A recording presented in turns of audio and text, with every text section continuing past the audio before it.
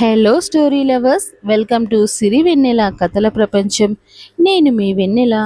ముందుగా మన ఛానల్ని ఎవరైనా కొత్తగా చూస్తున్న వాళ్ళు ఉంటే గనక ప్లీజ్ ఛానల్ని సబ్స్క్రైబ్ చేసుకోండి. అలాగే స్టోరీకి వీడియోకి లైక్ ఇచ్చి షేర్ చేయండి, కమెంట్ చేయండి. Story writing and voice over నాదేనండి, ఓన్ వెన్నెల. ఇప్పుడు మనం ఎటర్నల్ లవ్ స్టోరీని వింటున్నాము.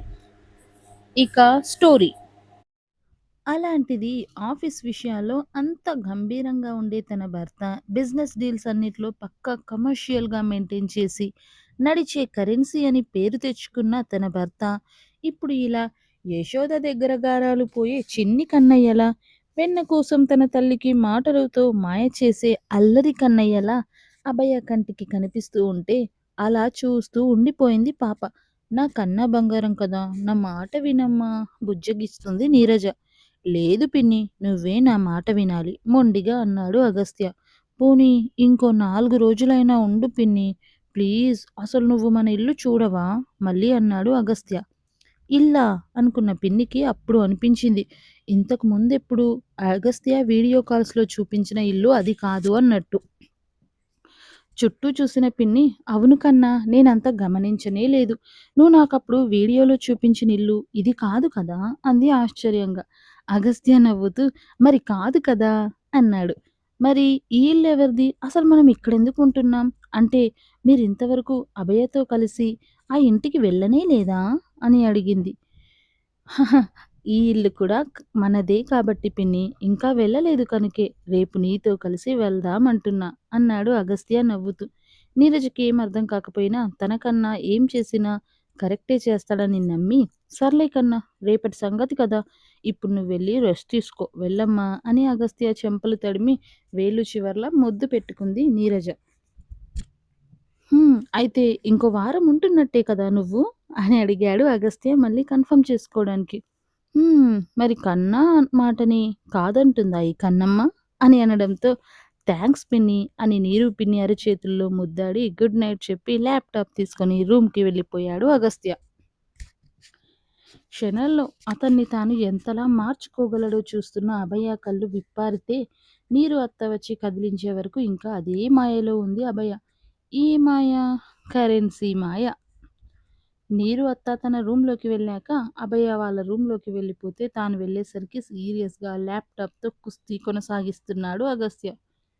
హుఫ్, ఈయన ఇక మారరు, ఆ ప్రాజెక్ట్ ఏదో త్వరగా అయిపోతే బావుండు అనుకుంటూ బెడ్ మీద పడుకుంటున్న అభయకి సడన్గా అగస్త్య చెప్పిన ఇల్లు విషయం గుర్తొచ్చి, అసలు ఇంతవరకు తనకు ఆ విషయమే చెప్పకపోవడం తలుచుకుని ది గ్రేట్ వైఫ్గా తన తక్షణ కర్తవ్యం అలగడం అని మైండ్ గట్టిగా మోటివేట్ చేసేయడంతో రుసరుసలాడుతూ మరోవైపు తిరిగి, నాకే చెప్పలేదు కదా అగస్త్య గారు మీరు, రేపు చెప్తాం మీ పని అని అనుకుని రేపటి ప్లాన్ గట్టిగా వేసుకొని పడుకుంది అభయ.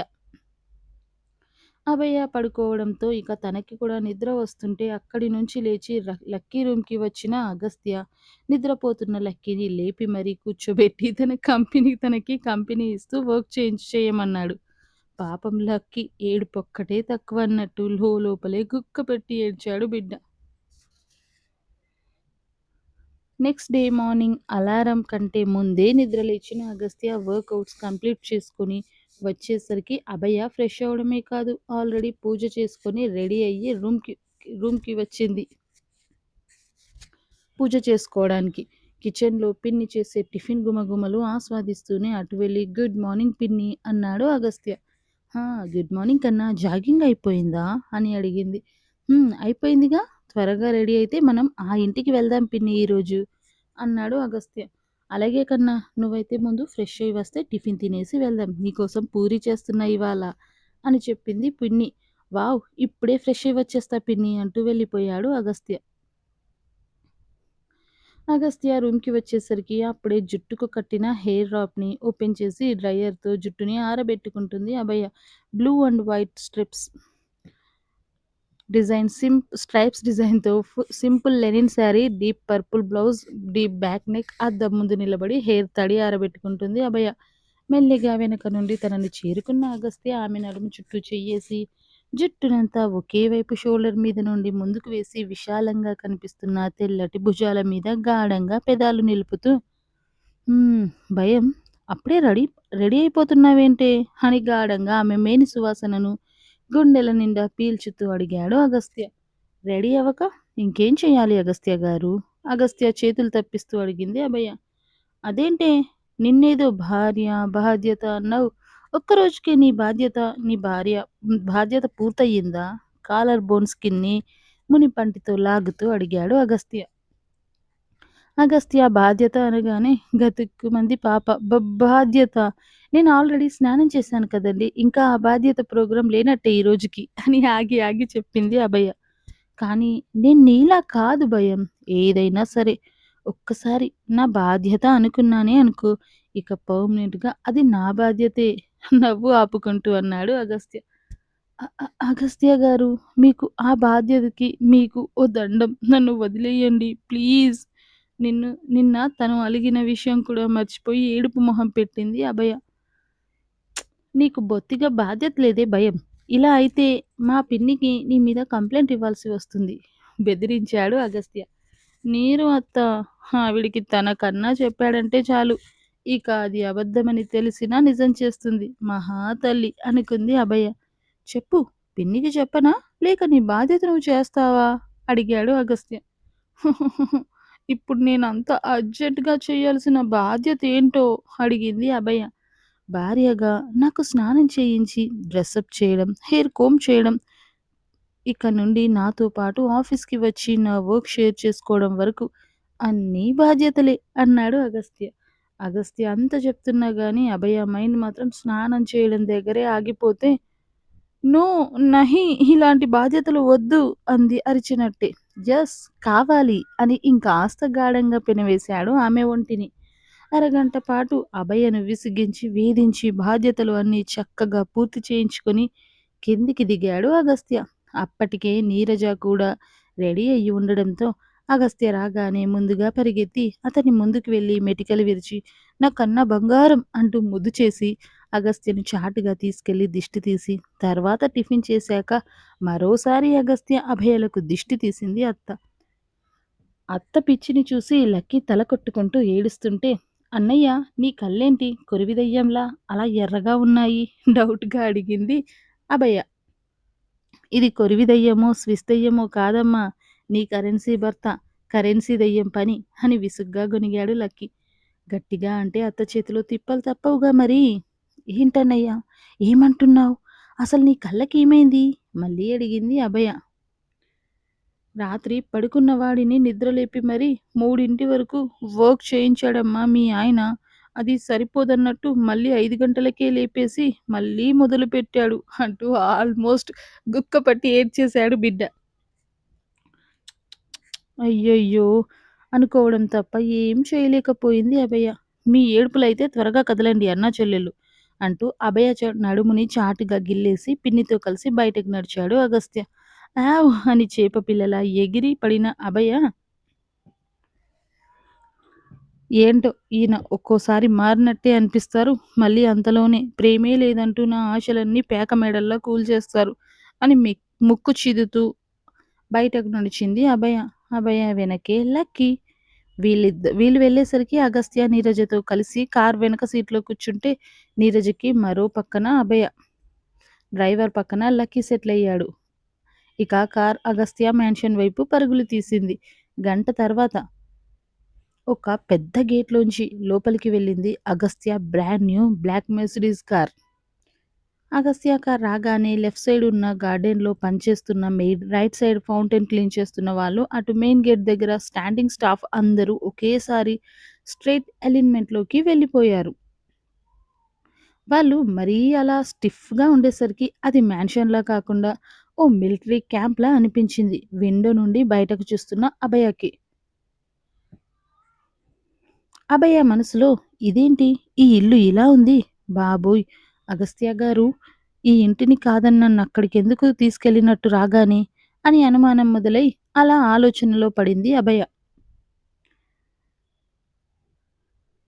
ఒకవైపు గార్డెన్లో పర్ఫెక్ట్లీ ట్రిమ్డ్ బుషెస్ ఉంటే exact red maples European white roses. మధ్యలో ఓ పెద్ద స్వాన్ ఫౌంటైన్. అందులోంచి నీళ్లు గాల్లోకి ఎగురుతుంటే అది ఇల్లేనా అన్న అనుమానం వచ్చింది అభయకి.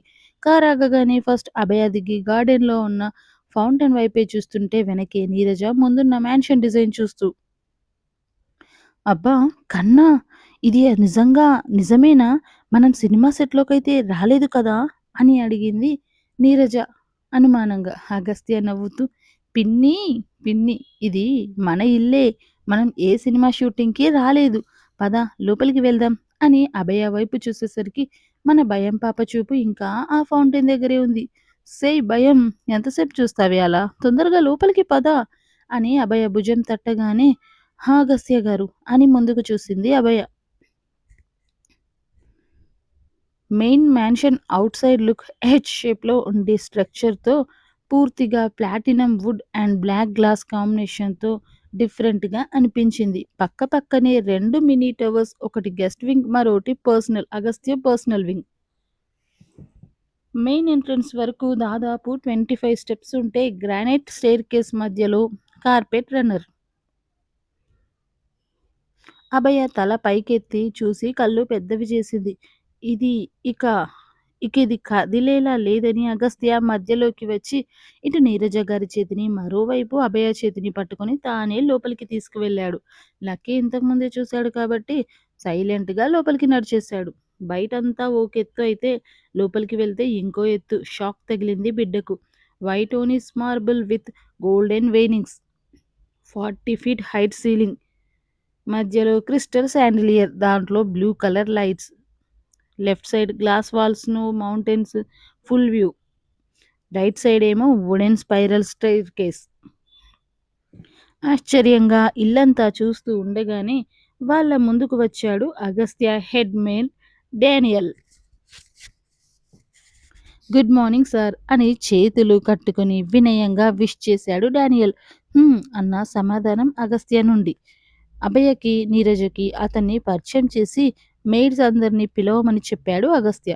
దాదాపు 10 మంది మెయిన్ మెయిడ్స్ రాగానే వాళ్ళకి అభయను, నీరజను పరిచయం చేసి ఇక నుండి వాళ్ళ డ్యూటీస్ కూడా వివరించి తన పర్సనల్ ఫ్లోర్‌కి తీసుకెళ్ళాడు ఇద్దరిని.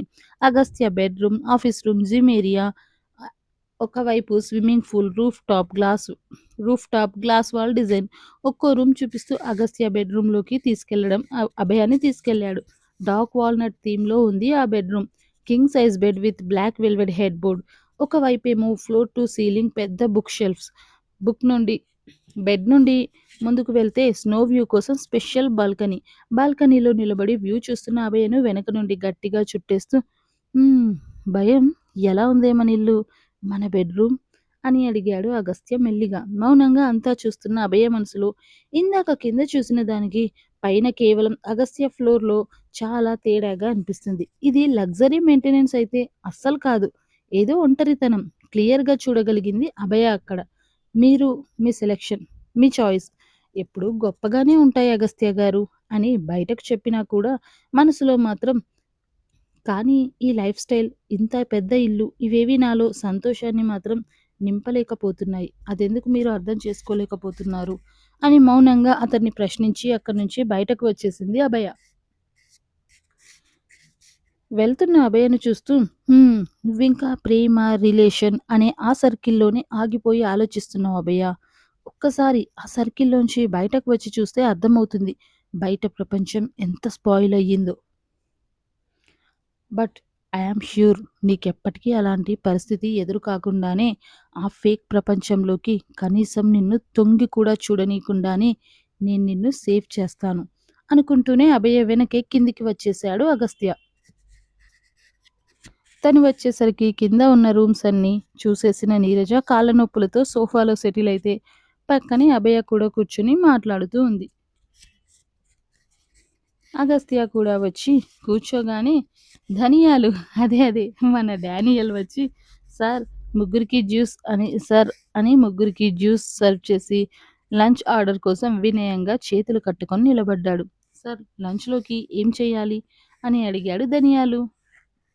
అగస్త్య ఏదో చెప్పబోతే అభయ ద్వారా లంచ్ గురించి అడుగుతున్నాడు అని తెలుసుకున్న అత్త ఇదిగో ధనియాలు అని పిలవడంతో, అత్త అతని పేరు ధనియాలు, మిరియాలు కాదు డానియల్ అని చెప్పింది అభయ. అదేలేవే నువ్వు నాకు చెప్పకు. నాకు తెలుసు అతని పేరు ధనియాలే కదా! అంది అత్త డానియల్‌ని చూసి. పాపం మన ధనియాలకి ఏం అర్థం కాకపోయినా యెస్ మ్యామ్ అన్నాడు అతను. హ్మ్. చూసావా ఒప్పుకున్నాడు అని అభయని చూసి లేని కాలర్ ఎగరేసిన అత్త, ఇదిగో ధనియాలు ఇక నుండి ఈ లంచు, టిఫిను, డిన్నరు ఇవేం నువ్వు చెయ్యక్కర్లేదు. నేనున్నన్ని రోజులు నేనే వండి పెట్టుకుంటాను నా కన్నాకి. నువ్వు బయట గడ్డి పీకడం, బట్టలుతకడం, కూరగాయలు తెచ్చివ్వడం లాంటి పనులేమైనా ఉంటే చేసుకో అంది నీరజ. బుర్ర గోక్కుంటూ అగస్త్య వైపు చూశాడు ధనియాలు. Just go from here. నేను చెప్పినప్పుడే మళ్ళీ కిచెన్‌లో నీ వర్క్ స్టార్ట్ అవుతుంది అని సీరియస్‌గా చెప్పాడు అగస్త్య. ఓకే సార్ అని చెప్పి బయటకు వెళ్ళిపోయాడు ధనియాలు. పిన్ని మన ఇల్లు నచ్చిందా అని అడిగాడు అగస్త్య. నచ్చిందా ఏంటి కన్నా చాలా బాగుంది. కానీ సగం కూడా చూడకముందే ఈ కాళ్ళ నొప్పులొకటనుకో అని మురుస్తూ చెప్పింది నీరజ. అయితే లంచ్ షెఫ్ చేస్తాడులే గానీ ఈ రోజుకి నువ్వు రెస్ట్ తీసుకో. మేం ఇంకా ఆఫీస్‌కి స్టార్ట్ అవ్వమా అని అడిగాడు అగస్త్య. అదేం కుదరదు. నాకేం ఇంకంతంత సేపు రెస్ట్ వద్దులే కానీ అదేంటి కన్నా మీరిద్దరూ ఆఫీస్‌కి వెళ్తే నేను ఒంటరిగా ఉండాలా ఇంత పెద్దింట్లో అని అడిగేసింది నీరజ. పిన్ని ఇంపార్టెంట్ ప్రాజెక్ట్. నాకు ఇంట్లో ఉండడం అస్సలు వీలు కాదు. అర్థం చేసుకోవా ప్లీజ్ అన్నాడు అగస్త్య. నీరజ ఇక అటు తన కన్నా మాట ఎప్పుడు కాదననట్టే ఒప్పుకున్నా ఆమె ఫేస్‌లో ఏదో తెలియని డల్‌నెస్ కనిపించడంతో, అత్తా మరి నేనుండనా నీతో అని అడిగింది మెల్లిగా అభయ. నెక్స్ట్ సెకండ్ అగస్త్య చూపు కాల్చేసేలా తాకింది అభయను.